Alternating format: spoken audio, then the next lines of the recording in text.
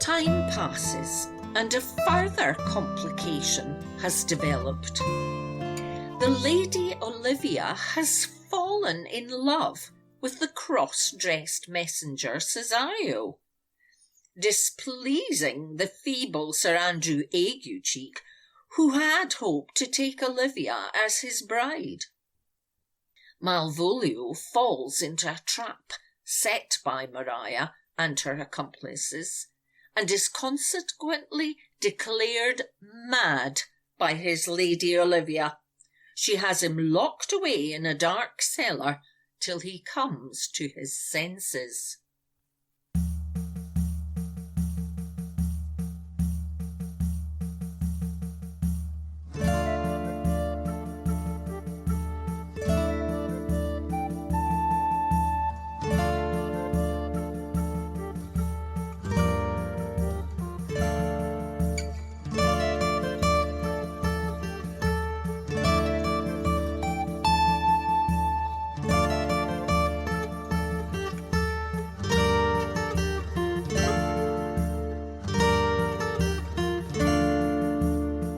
Save thee, friend, and thy music.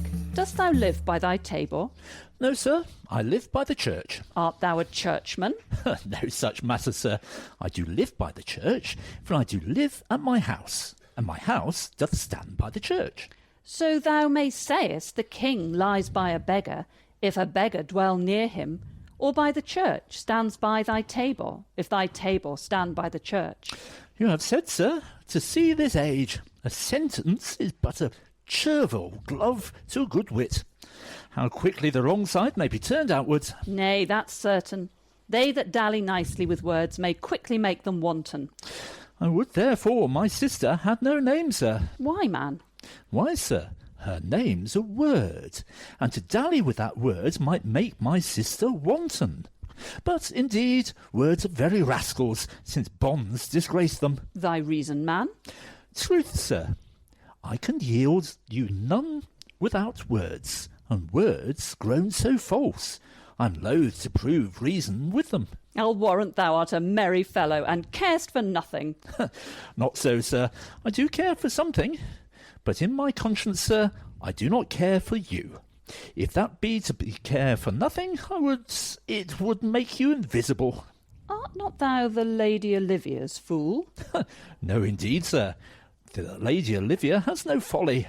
She will keep no fool, sir, till she be married, and fools are like husbands, as pilchards are to herring. The husband's the bigger. I am, indeed, not her fool, but her corrupter of words. I saw thee late at the Count Orsino's. Foolery, sir, does walk about the orb like the sun. It shines everywhere. I would be sorry, sir, but the fool should be as oft with your master as with my mistress. I think I saw your wisdom there. Nay, and thou pass upon me, I'll no more with thee. Hold, there's expenses for thee. Now, Jove, in his next commodity of hair, send thee a beard. By my troth, I tell thee, I am almost sick for one, though I would not have it grow on my chin. Is thy lady within? Would not a pair of these have bred, sir? Yes, being kept together and put to use. I would play Lord Pandangerous of Phrygia, sir, to bring a Cressida to this Troilus. I understand you, sir. 'Tis well begged. The matter, I hope, is not so great, sir. Begging but a beggar. Cressida was a beggar. My lady is within, sir. I will constant to them whence you come. Who you are and what you would are out of my welkin. I might say element, but the word is overworn. This fellow is wise enough to play the fool, and to do that well craves a kind of wit. He must observe their mood on whom he jests, the quality of persons and the time, and, like the haggard, check at every feather that comes before his eye. This is a practice as full of labour as a wise man's art, for folly that he wisely shows is fit, but wise men folly fallen quite taint their wit. Save you, gentlemen! And you, sir! Dieu vous garde, monsieur! Et vous aussi, votre serviteur! I hope so, sir, you are. And I am yours. Will you encounter the house? My niece is desirous you should enter, if your trade be to her. I am bound to your niece, sir. I mean, she is the list of my voyage. Taste your legs, sir. Put 'em to motion. My legs do better understand me, sir, than I understand what you mean by bidding me taste my legs. I mean to go, sir, to enter. I will answer you with gate and entrance. But we are prevented. Most excellent, accomplished lady, the heavens rain odours on you. That youth's a rare courtier. Rain odours? Well... My matter hath no voice, lady, but to your own most pregnant and vouchsafed ear. Odours? Pregnant? And vouchsafed? I'll get 'em all three already. Let the garden door be shut and leave me to my hearing. Give me your hand, sir. My duty, madam, and most humble service. What is your name? Cesario is your servant's name, fair princess. My servant, sir? 'Twas never merry world since lowly feigning was called compliment. Your servant to the Count Orsino, youth. And he is yours, and his must needs be yours. Your servant's servant is your servant, madam. For him, I think not on him, for his thoughts would they were blanks rather than filled with me. Madam, I come to wet your gentle thoughts on his behalf. Oh, by your leave, I pray you, I bade you never speak again of him. But would you undertake another suit?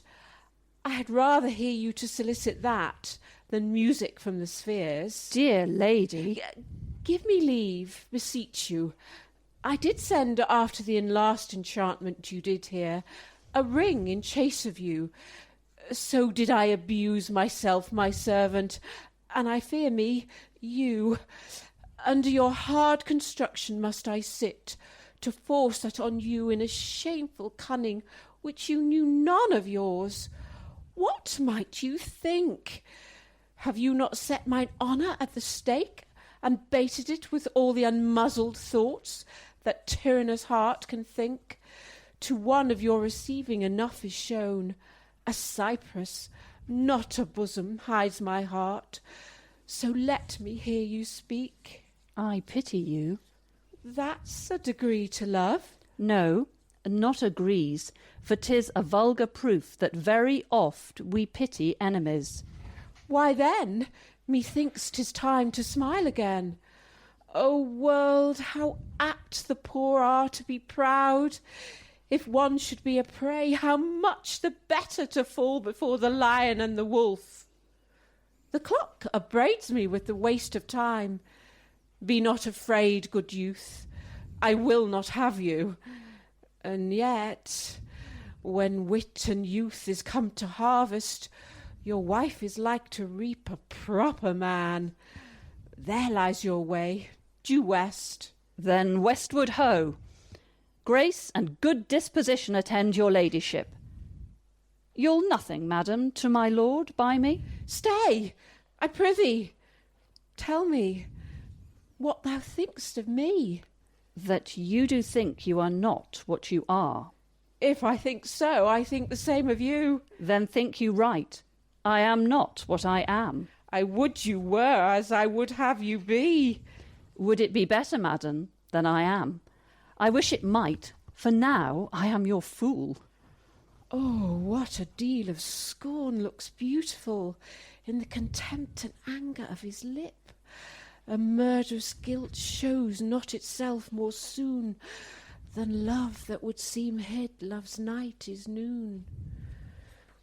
Cesario, by the roses of the spring, by maidhood, honour, truth, and everything, I love thee so that maugre all thy pride, nor wit nor reason can my passion hide. Do not extort thy reasons from this clause, for that I woo, thou therefore hast no cause, but rather reason, thus with reason fetter. Love sought is good, but given unsought is better. By innocence I swear, and by my youth, I have one heart, one bosom, and one truth, and that no woman has, nor never none shall mistress be of it, save I alone. And so adieu, good madam. Never more will I my master's tears to you deplore. Yet come again, for thou perhaps mayst move that heart which now abhors to like his love.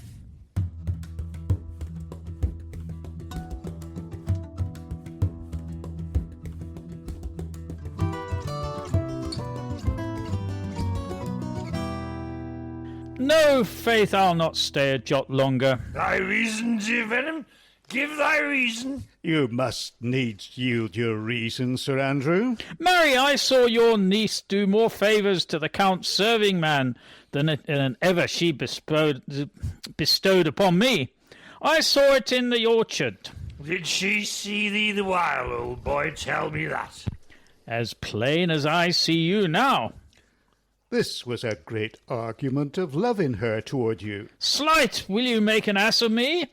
I will prove it legitimate, sir, upon the oaths of judgment and reason. And they have been grand jurymen since before Noah was a sailor. She did show favour to the youth in your sight, only to exasperate you, to awake your dormice valour, to put fire in your heart and brimstone in your liver. You should then have accosted her with some excellent jests, fire new from the mint. You should have banged the youth into dumbness. This was looked for at your hand, and this was balked. The double guilt of this opportunity you let time wash off, and now you are sailed into the north of my lady's opinion, where you will hang like an icicle on a Dutchman's beard, unless you do redeem it by some laudable attempt either of valour or policy. And to be anyway, it must be with valour, for policy I hate. I had as lief be a Brownist as a politician. Why then, build me thy fortunes upon the basis of valour. Challenge me, the Count's youth, to fight with him. Hurt him 11 places. My niece shall take note of it, and assure thyself there is no love broker in the world can more prevail in man's commendation with woman than report of valour. There is no way but this, Sir Andrew. Will either of you bear me a challenge to him? Go, write it in a martial hand, be cursed and brief. It is no matter how witty, so it be eloquent and full of invention. Taunt him with the licence of ink. If thou vowest him some thrice, it shall not be amiss, and as many lies as will lie in thy sheet of paper. Although the sheet were big enough for the bed of ware in England, set 'em down. Go about it. Let there be gall enough in thy ink, though thou write with a goose pen. No matter. About it. Where shall I find you? We'll call thee at the cubiculo. Go! This is a dear mannikin to you, Sir Toby. I've been dear to him, lad. Some 2,000 strong or so. We shall have a rare letter from him. But you'll not deliver it? Never trust me, then, and by all means stir on the youth to an answer. I think oxen and wain ropes cannot hail them together. For Andrew, if he were opened and you find so much blood in his liver as will clog the foot of a flea, I'll eat the rest of the anatomy. At his opposite, the youth bears in his visage no great presage of cruelty. Oh, look where the youngest wren of 9 comes. If you desire your spleen, and will laugh yourselves into stitches, follow me. Yon girl Malvolio is turned heathen, a very renegatho, for there is no Christian that means to be saved by believing rightly can ever believe such impossible passages of grossness. He's in yellow stockings. And cross-gartered. Most villainously, like a pedant that keeps a school in the church. I've dogged him like his murderer. He does obey every point of the letter that I dropped to betray him. He does smile his face into more lines than in the new map of the augmentation of the Indies. You should You have not seen such a thing as 'tis. I can hardly forbear hurling things at him. I know my lady will strike him. And if she do, he'll smile and take it for a great favour. Come, bring us where he is.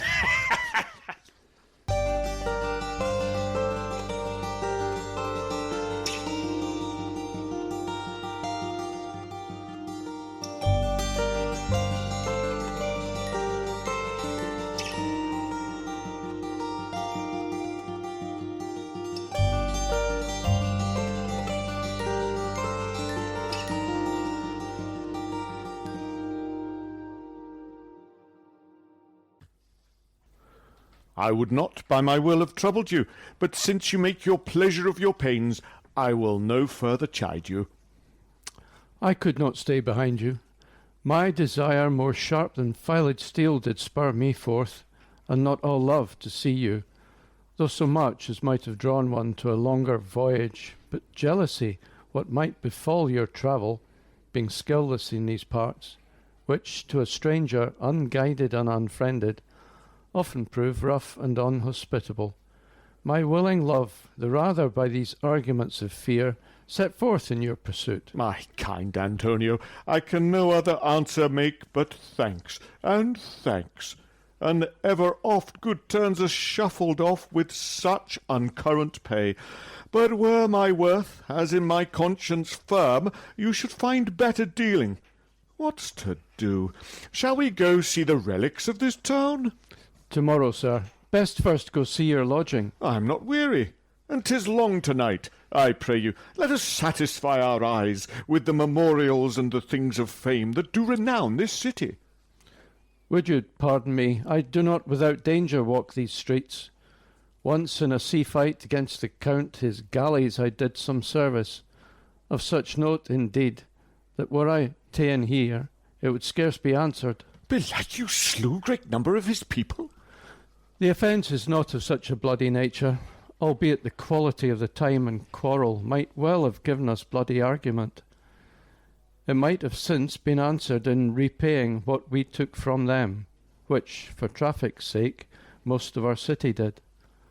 Only myself stood out, for which, if I be lapsed in this place, I shall pay dear. Do not then walk too open. It does not fit me. Hold, sir, here's my purse. In the south suburb at the Elephant is best to lodge. I will bespeak our diet whilst you beguile the time and feed your knowledge with viewing of the town. There shall you have me. Why, I your purse? Haply your eye shall light upon some toy you have desired to purchase, and your store, I think, is not for idle market, sir. I'll be your purse-bearer, and leave you for an hour. To the Elephant. I do remember.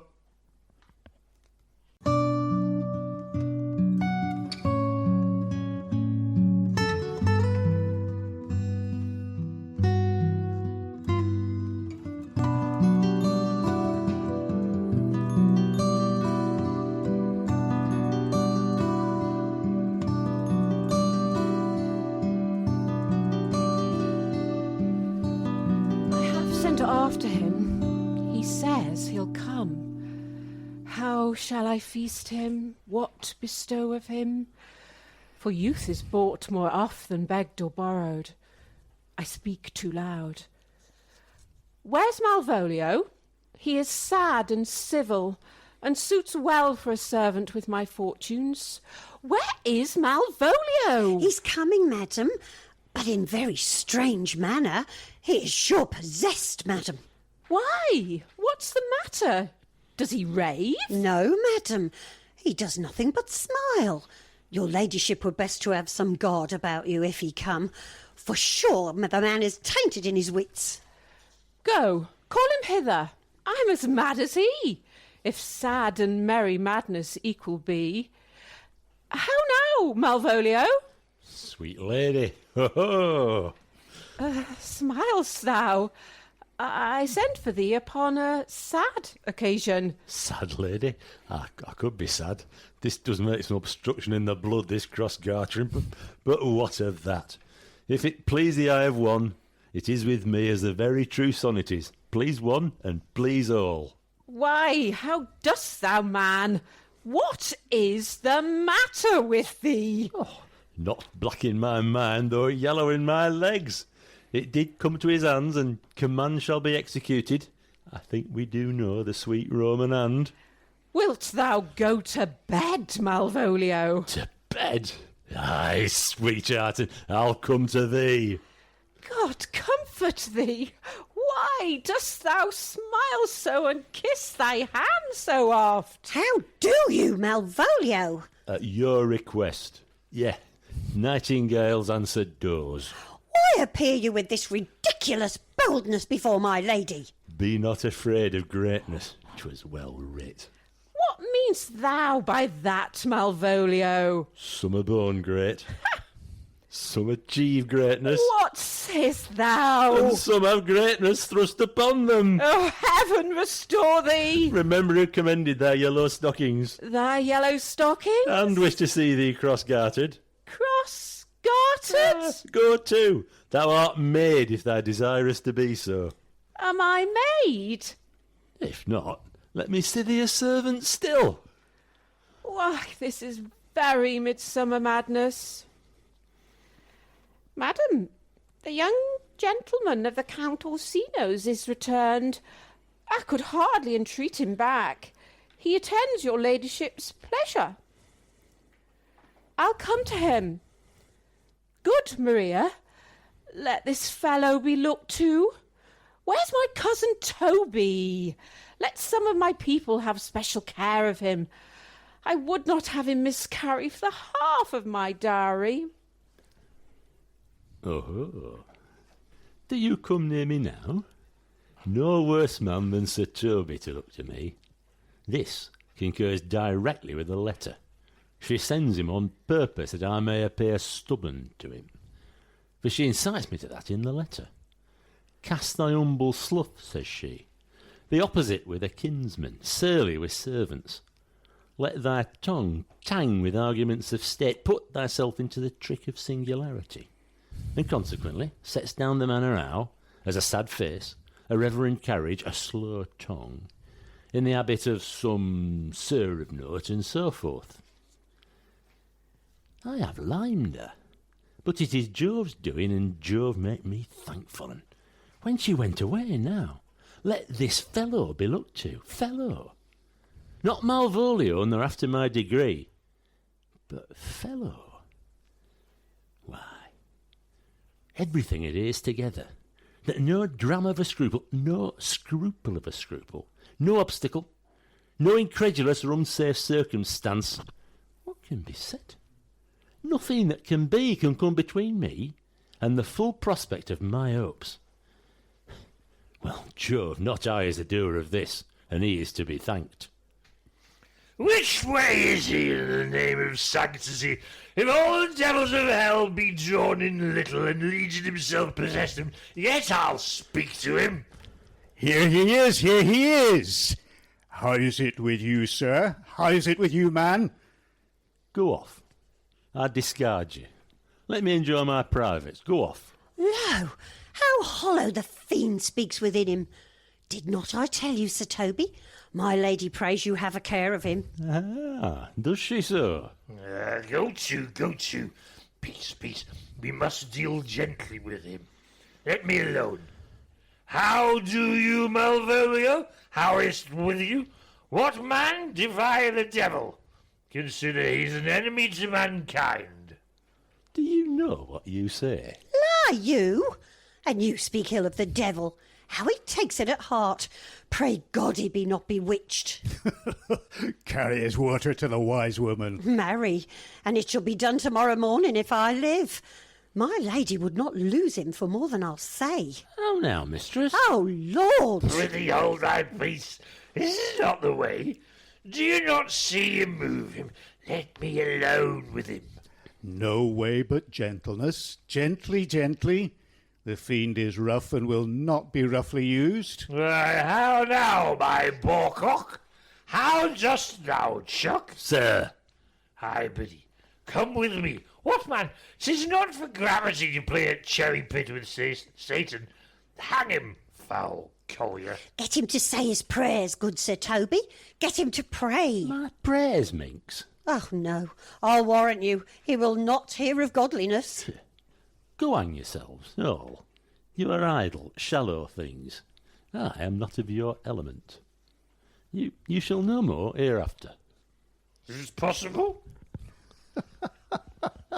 If this were played on a stage now, I could condemn it as an improbable fiction. His very genius hath taken the infection of the device, man. Nay, pursue him now, lest the device take air and taint. Why, we shall make him mad indeed. The house'll be quieter. Come, we'll have him in a dark room and bound. My niece is already in the belief that he's mad. We may carry it thus for our pleasure and his penance, till our pastime, tired, out of breath, prompts us to have mercy on him, at which time we shall bring the device to the bar and crown thee for a finder of madmen. But see! More matter for a May morning. Here's the challenge. Read it. Warrant there's vinegar and pepper in it. Is it so saucy? Aye, is it? I warrant him. Do but read. Give me. Youth, whatsoever thou art but a scurvy fellow. Good and valiant. Wonder not, nor admire not in thy mind why I do call thee so, for I will show thee no reason for it. A good note that keeps you from the blow of the law. Thou comest to the Lady Olivia in my sight. She uses thee kindly, but thou liest in thy throat. That is not a matter I challenge thee for. Very brief and to exceeding good sense.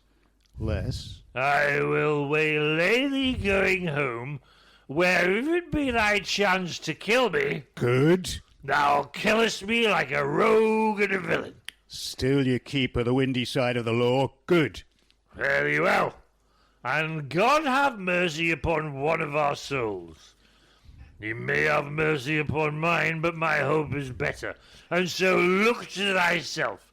Thy friend, as thou usest him, and thy sworn enemy, Andrew Wagecheek. If this letter move him not, his legs cannot. I'll give it him. You may have very fit occasion for it.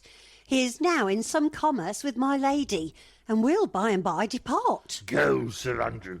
Scout me for him at the corner, the orchard like a bum bailey. So soon as ever thou seest him, draw, and as thou drawest, swear horrible, for it comes to pass oft, a terrible oath with a swaggering accent sharply twanged off gives manhood more approbation than ever proof itself would have earned him. Away!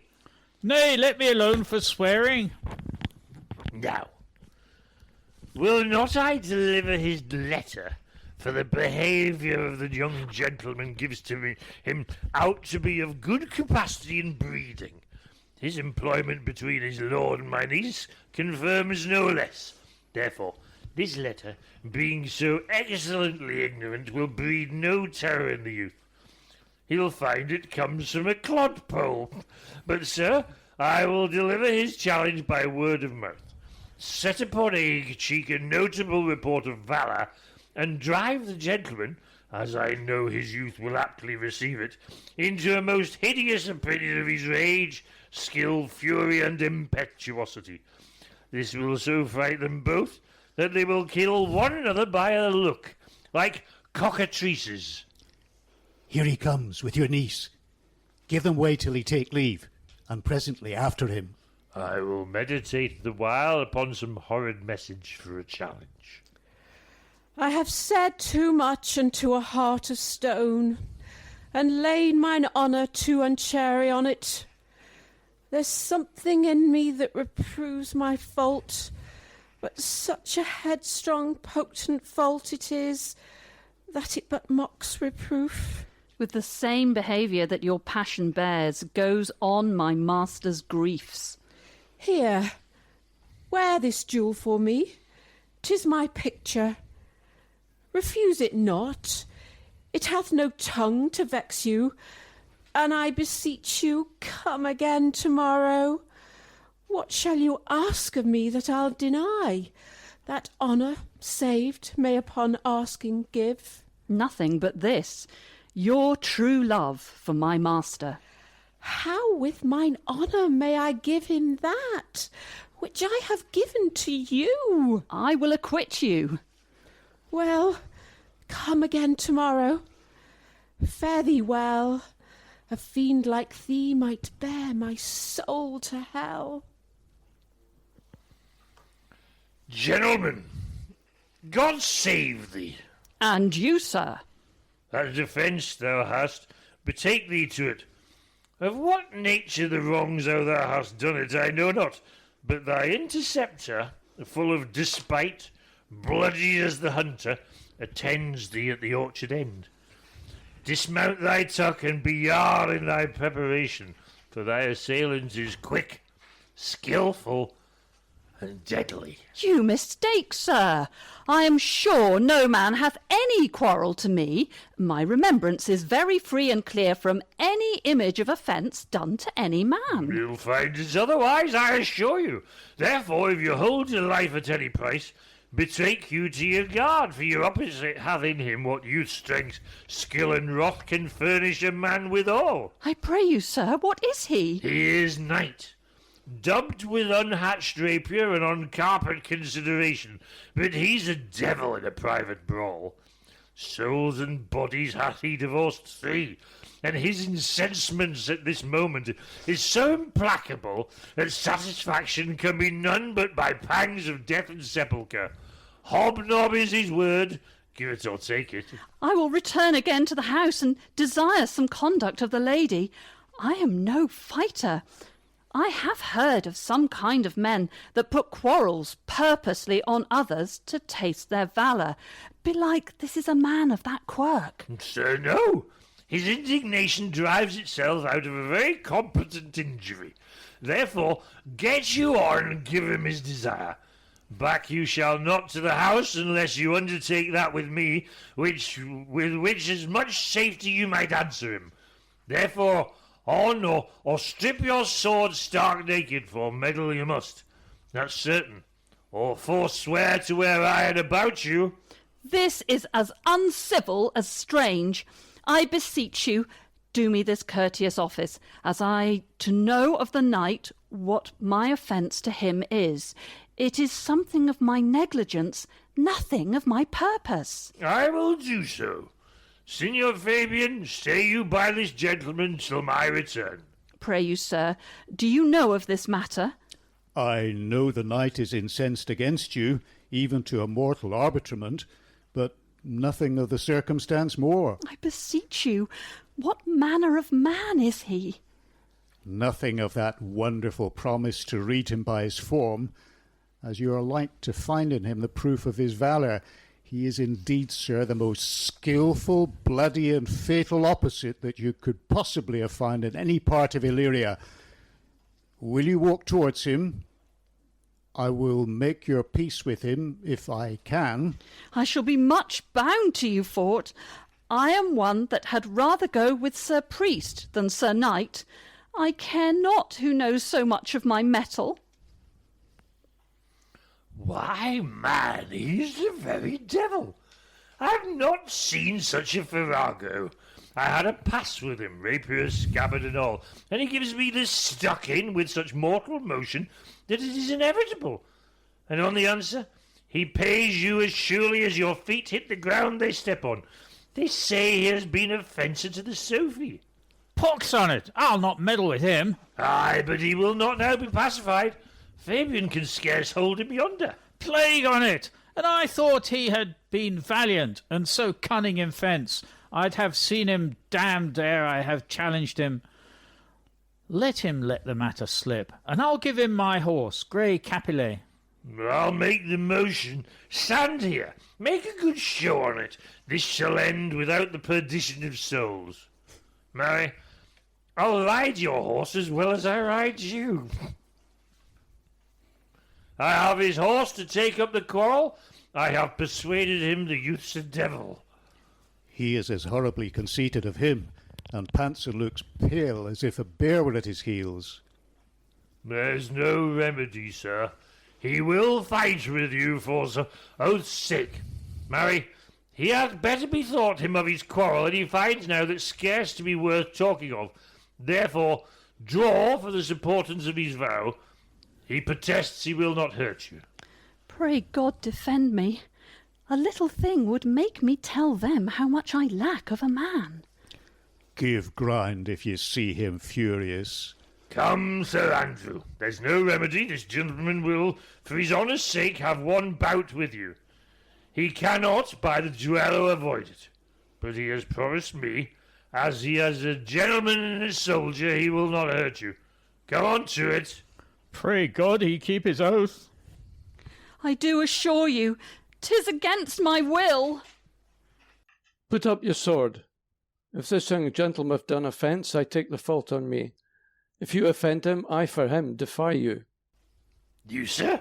Why? What are you? One, sir, that for his love dares yet do more than you have heard him brag to you who will. Nay, if you be an undertaker, I am for you. Oh, good Sir Toby, hold! Here come the officers. I'll be with you anon. Pray, sir, put your sword up, if you please. Marry will I, sir. And for that I promise you, I'll be as good as my word. He will bear you easily and reigns well. This is the man, do thy office. Antonio, I rest thee at the suit of Count Orsino. You do mistake me, sir. No, sir, no jot. I know your favour well, though now you have no sea cap on your head. Take him away, he knows I know him well. I must obey. This comes with seeking you, but there's no remedy. I shall answer it. What will you do now my necessity makes me to ask you for my purse? It grieves me much more for what I cannot do for you than what befalls myself. You stand amazed, but be of comfort. Come, sir, away. I must entreat of you some of that money. What money, sir? For the fair kindness you have showed me here, and part being prompted by your present trouble, out of my lean and low ability, I'll lend you something. My having is not much. I'll make division of my present with you. Hold, there's half my coffer. Will you deny me now? It's possible that my deserts to you can lack persuasion. Do not tempt my misery, lest that it make me so unsound a man as to upbraid you with those kindnesses that I have done for you. I know of none, nor know I you by voice or any feature. I hate ingratitude more in a man than lying, vainness, babbling drunkenness, or any taint of vice whose strong corruption inhabits our frail blood. O heavens themselves! Come, sir, I pray you go. Let me speak a little. This youth that you see here, I snatched one half out of the jaws of death, relieved him with such sanctity of love, and to his image, which methought did promise most venerable worth, did I have devotion. What's that to us? The time goes by. Away! But oh, how veiled and idle proves this God! Thou hast, Sebastian, done good feature shame. In nature there's no blemish but the mind. None can be called deformed but the unkind. Virtue is beauty, but the beauteous evil are empty trunks o'erflourished by the devil. The man grows mad. Away with him. Come, come, sir. Lead me on. Methinks his words do from such passion fly that he believes himself. So do not I. Prove true, imagination, oh, prove true, that I, dear brother, be now ta'en for you. Come hither, knight. Come hither, Fabian. We'll whisper o'er a couple or two of most sage saws. He named Sebastian. I my brother know, yet living in my glass. Even such and so in favour was my brother, and he went still in this fashion, colour, ornament, for him I imitate. Oh, if it prove, tempests are kind, and salt waves fresh in love. A very dishonest paltry boy, and more a coward than a hare. His dishonesty appears in leaving his friend here in necessity and denying him. And for his cowardship, ask Fabian. A coward, a most devout coward, religious in it. Slid, I'll be after him again, and beat him. Do cuff him soundly, but never draw thy sword. And I do not... Come, let's see the event. I dare lay any money 'twill be nothing yet.